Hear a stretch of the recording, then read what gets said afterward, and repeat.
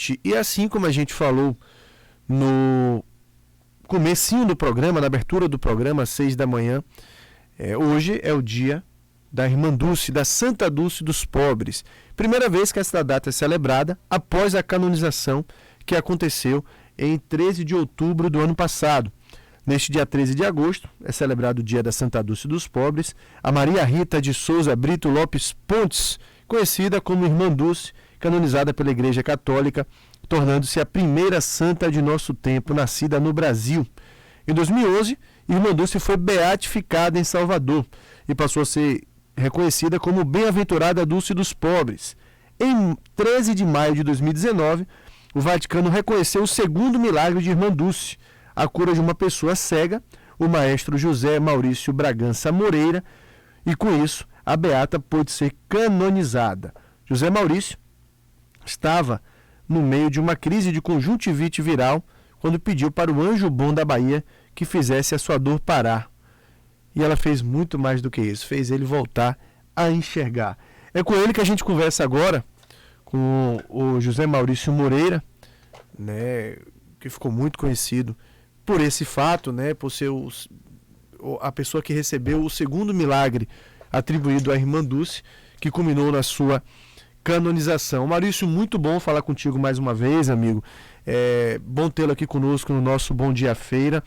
Queria que você falasse um pouco para a gente da importância primeiro deste dia, né? O dia da Irmã Dulce, o primeiro após a sua canonização, e como é para você estar, né, obviamente, participando das homenagens nesse dia. Claro que muito devoto da Irmã Dulce que motivos para isso tem de sobra. Bom dia, bom tê-lo conosco aqui no nosso Bom Dia Feira. Bom dia, Fernando, tudo bem? É um grande prazer, vocês sempre dando cobertura aí a esse milagre. É um grande prazer estar aqui com vocês. Para mim é uma honra muito grande, né? Eu sou muito grato à Irmã Dulce. Gratidão é a palavra de ordem, né? O resto da vida. Estar participando dessas comemorações já faz parte da minha vida, porque Irmã Dulce sempre esteve presente na nossa vida. Foi justamente a nossa fé, a minha fé, que me levou a fazer a oração, né? A Irmã Dulce, ela é presente na nossa vida muito antes de eu nascer. A minha família ajudava ela, né? Meu avô ajudava ela, eu não era nem nascido, meus pais ajudavam ela. Então, eu cresci em Salvador vendo a obra de Irmã Dulce crescer com muita dificuldade, né? Ela saía na rua pedindo as coisas para as obras, nunca pedia nada para ela, sempre para as obras. E um ano depois da canonização, a gente fica muito feliz em ver que a fé do brasileiro aumentou, a fé em Irmã Dulce, né? Lugares que nunca tinham ouvido falar dela, aí pelos cantos do Brasil, hoje já tem devotos de Irmã Dulce. Eu recebo mensagens aqui no celular de pessoas que me agradecem ter divulgado esse milagre e conseguido, pessoas que estão conseguindo alcançar graças, né, fazendo pedidos a ela, porque a Irmã Dulce não nega nada a ninguém. Então, para mim, é uma satisfação inenarrável estar participando disso tudo. Como foi seu primeiro contato com a devoção à Irmã Dulce, Maurício? Você chegou a encontrar com ela pessoalmente em algum momento, em vida? Como foi que você passou a conhecer ela, a história dela, e passou de fato a ter a devoção pela Irmã Dulce? Quando eu era criança, a minha escola fez um passeio lá, né, na minha escola que eu estudava lá em Salvador, fez um passeio para a gente conhecer as obras, né, os alunos da escola conhecer Irmã Dulce e as obras sociais.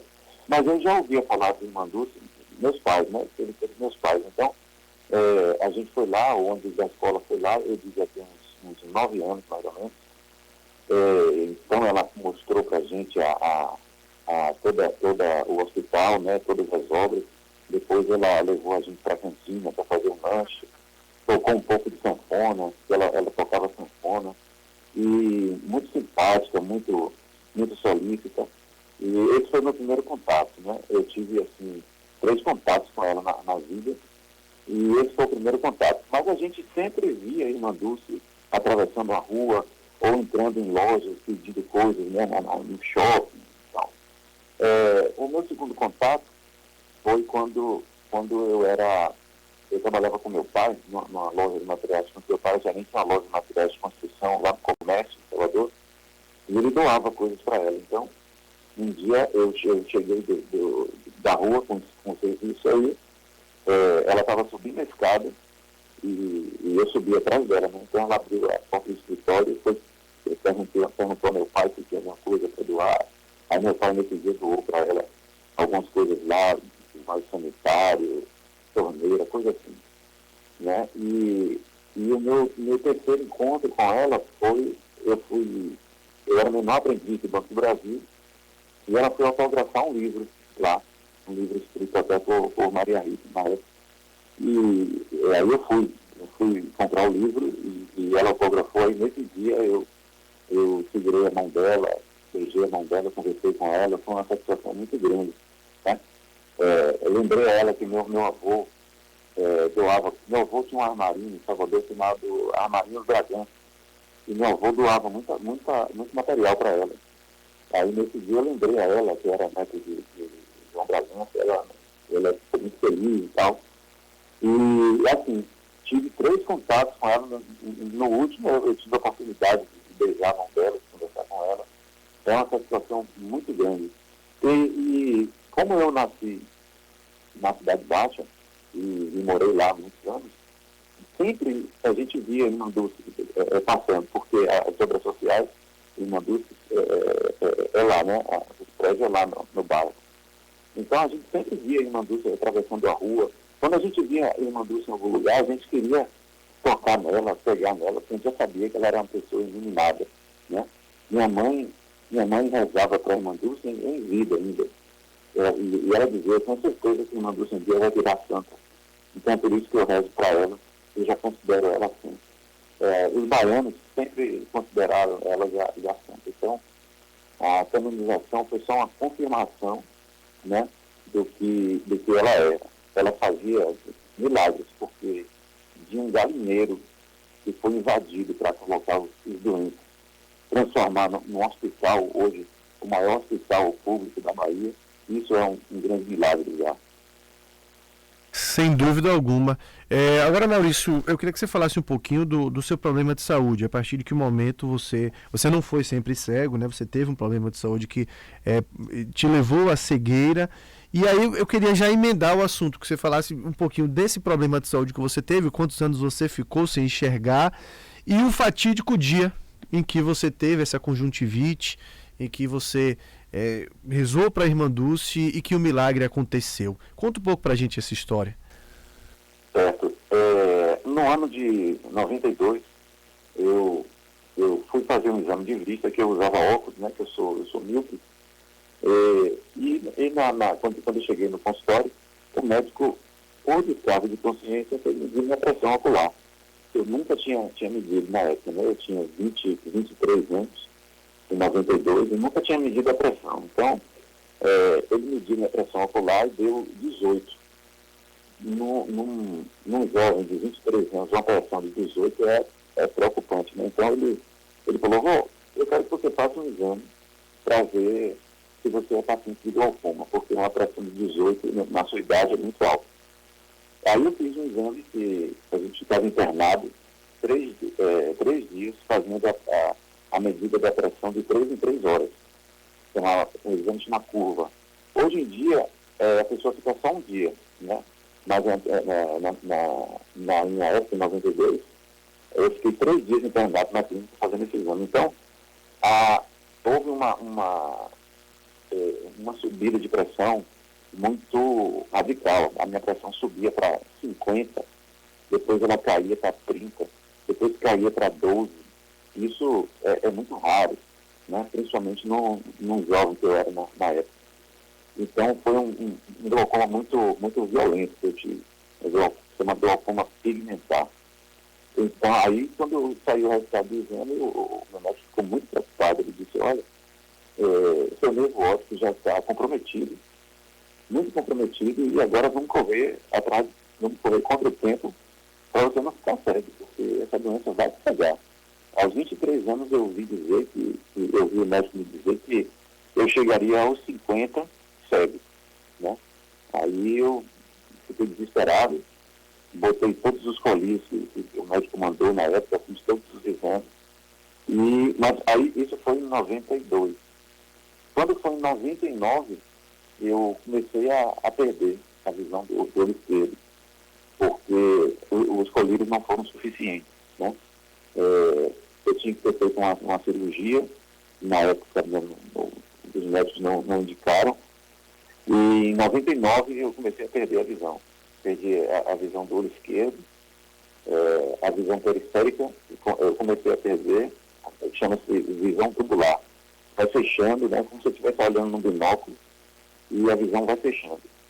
E em setembro de 99 eu perdi o olho esquerdo, em dezembro de 2000, 3 meses depois, eu não tinha mais nada, eu tinha perdido o direito também. E aí fui tocar a minha vida, né? Eu trabalhava com informática, mas eu tive que mudar de ramo, né? Parar de trabalhar, porque eu tive que reaprender a andar, porque a gente tem que tomar curso para andar de bengala, né? E tem que aprender o braille, porque quando eu perdi a visão, eu tinha 32. Então eu estava com idades bastante para ainda trabalhar e estudar, né? Então eu fui aprender eu fui me readaptar à vida de um cego. Não foi nada fácil, porque quando a pessoa nasce cega e cresce, ela se acostuma, mas perder a visão aos 32 anos é muito difícil.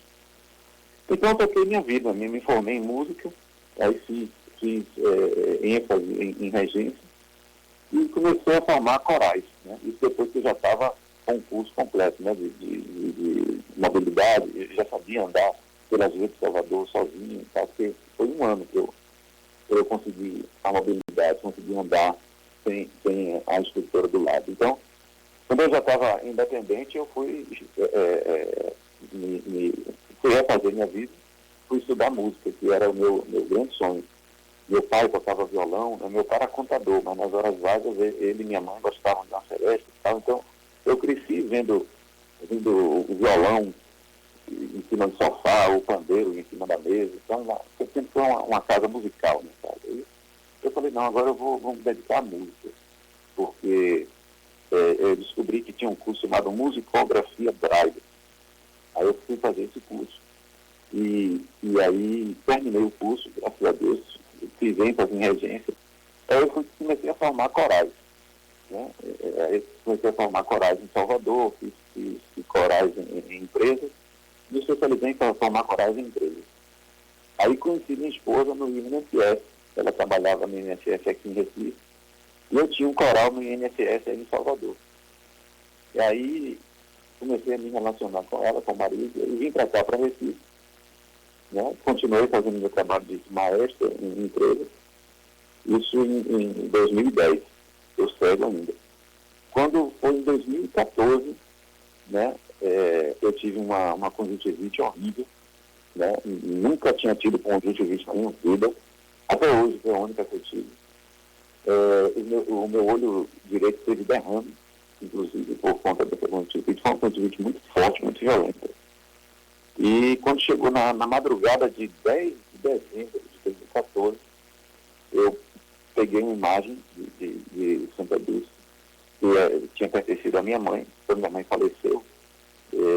Quando eu fui de sepultamento da minha mãe, na volta, eu trouxe eu herdei essa imagem dela, porque ao mesmo tempo que eu pegava a imagem de Irmã Dulce, como eu não tinha como enxergar, eu pegava na imagem, eu me lembrava de Irmã Dulce e de minha mãe ao mesmo tempo, né? A imagem era de minha mãe. Aí, no desespero, Fernando, na hora, pior hora da dor, da conjuntivite, 4 e pouco da manhã, eu peguei essa imagem que foi minha mãe, botei nos olhos e pedi a ela que intercedesse junto a Deus, que salvasse, né, curasse minha conjuntivite, que diminuísse a dor e que me desse uma noite de sono, porque eu não dormia, tinha 3 ou 4 dias mais ou menos.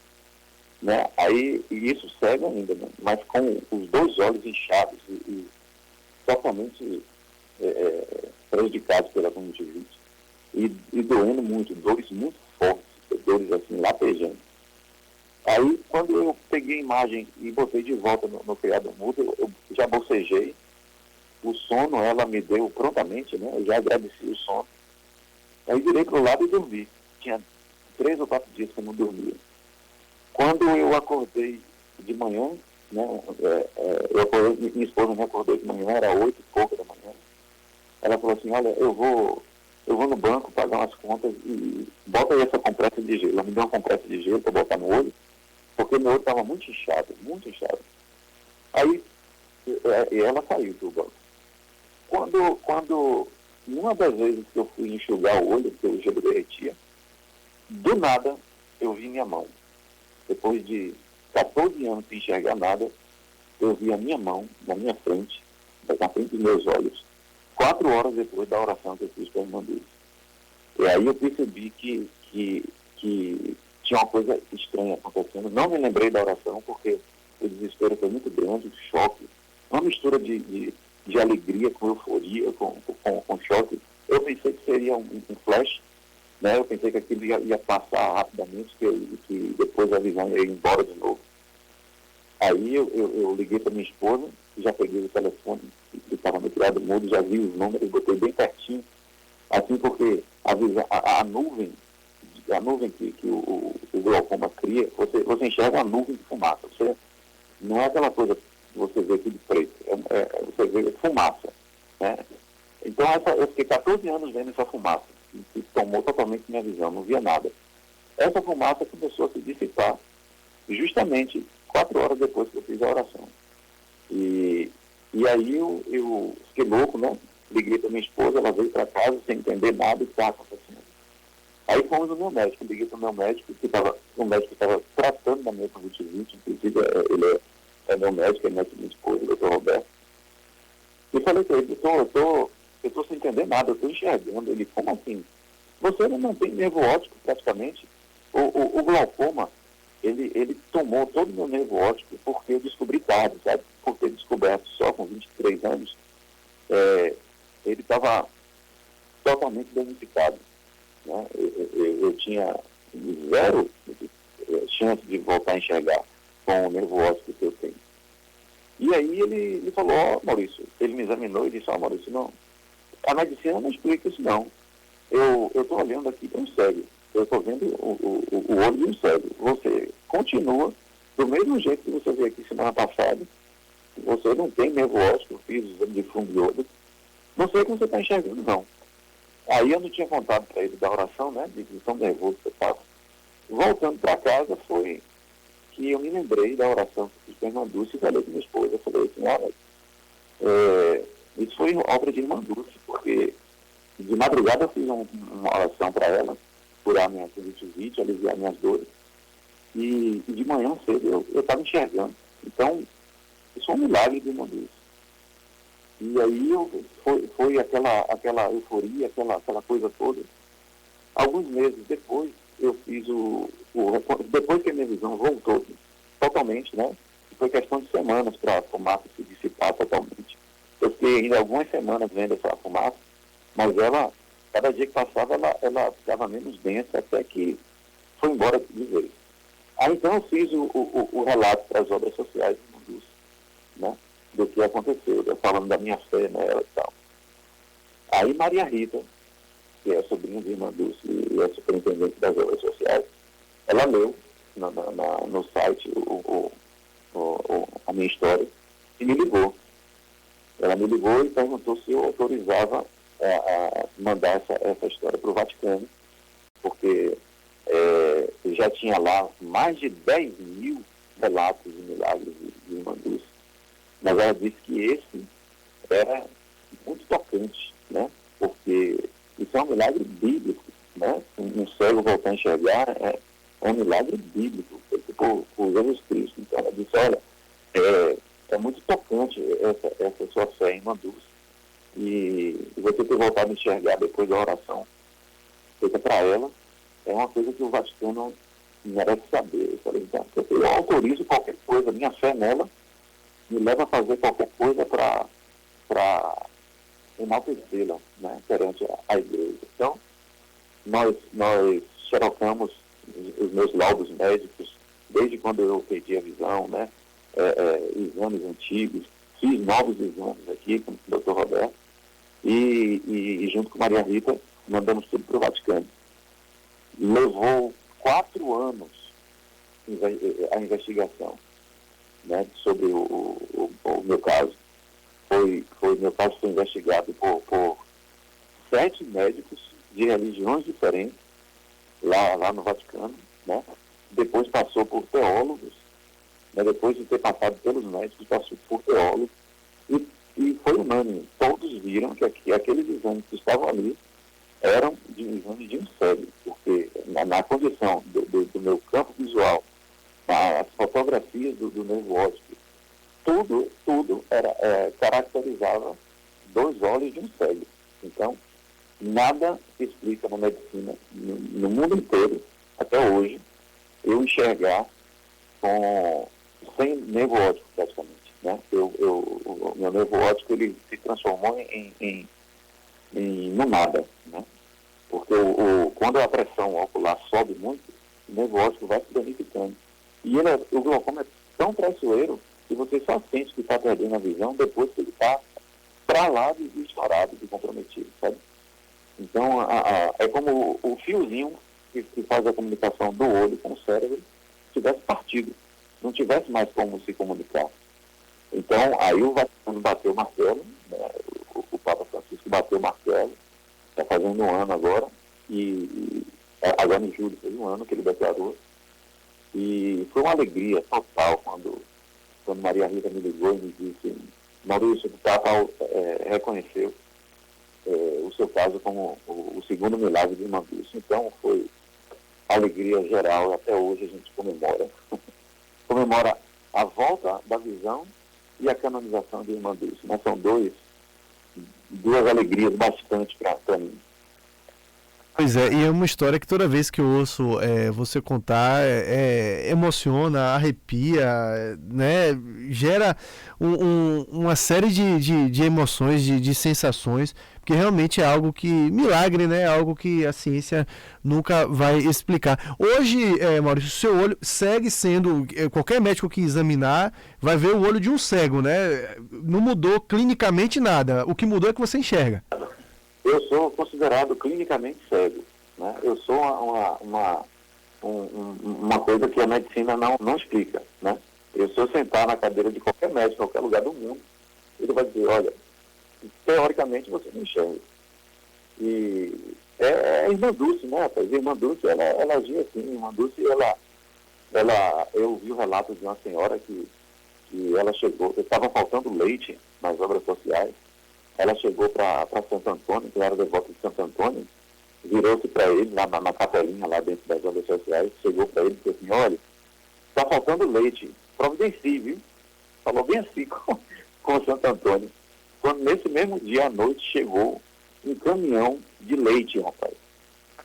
E chegou do nada, né? Então, se ela tinha essa fé, né? Imagine nós que temos essa fé nela, o que representa. Então, a Irmã Dulce figura presente na minha vida desde da 3ª geração antes de meus avós. Então, a história é essa. O fato que marcou minha vida foi esse. A minha fé em Irmã Dulce me fez voltar a enxergar. Né? Ela está lá pertinho de Deus e ela conversou lá com ele e falou assim: vamos dar um pouquinho mais do que ele está pedindo, porque já tem 14 anos que ele não enxerga nada. Então, essa é a minha visão da coisa. Maurício, muito bom falar contigo de novo, amigo. É bom ouvir esse relato. Nesse dia tão especial de homenagem a Santa Dulce dos Pobres, não teria relato melhor para a gente ouvir do que o seu, né? Que foi o miraculado, que recebeu o segundo milagre é atribuído à irmã Dulce e que fez com que ela fosse canonizada pela Igreja Católica. A gente agradece imensamente a disponibilidade sua de falar conosco mais uma vez e de estar contando esse relato, trazendo esse relato para a gente. Muito bom falar contigo, um ótimo dia, tá? Opa, muito obrigado. Eu que agradeço aí essa divulgação que a gente tem que divulgar, né, para o mundo inteiro. E a sua boa vontade, você me entrevistou lá, eu me lembro, nas obras sociais, foi muito legal. Obrigado também aí pela cobertura. Eu fico muito grato e conte comigo sempre. Eu estou sempre à disposição. Viu? Valeu, forte abraço então ao Maurício Moreira, né, nosso entrevistado desta manhã de quinta-feira aqui no nosso Bom Dia Feira.